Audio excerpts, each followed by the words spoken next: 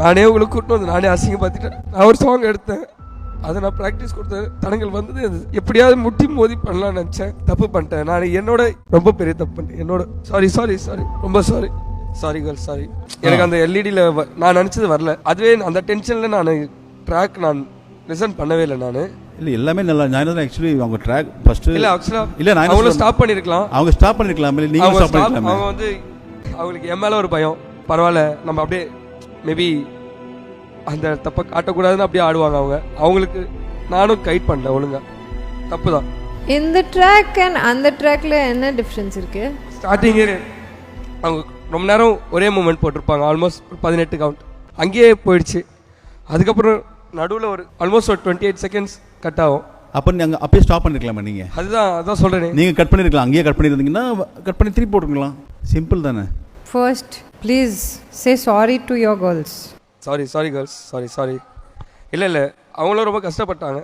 ஒவ்வொரு வீட்லேயும் நான் போய் கெஞ்சி கூத்தாடி கூட்டின்னு வந்திருக்கேன்.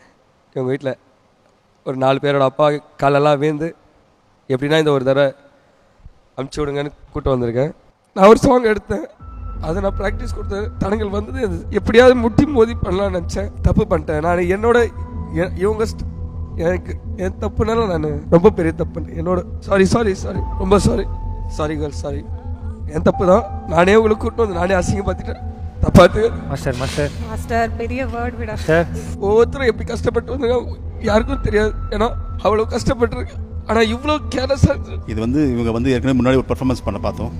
அந்த கிளாசிக்கல் பர்ஃபார்மன்ஸில் எல்லாரோட ஸ்மைல் இருந்துச்சு, பயங்கர ஸ்மைல். இது ஸ்டார்டிங்லேருந்து ஒரு நர்வஸ்னஸ்லேயே ஆனாங்க. என்ன தப்பு பண்ணாங்கன்னு தெரியல. 5 minutes கொடுங்க, டிஸ்கஸ் பண்ணிட்டு பேசுவோம். ஓகே.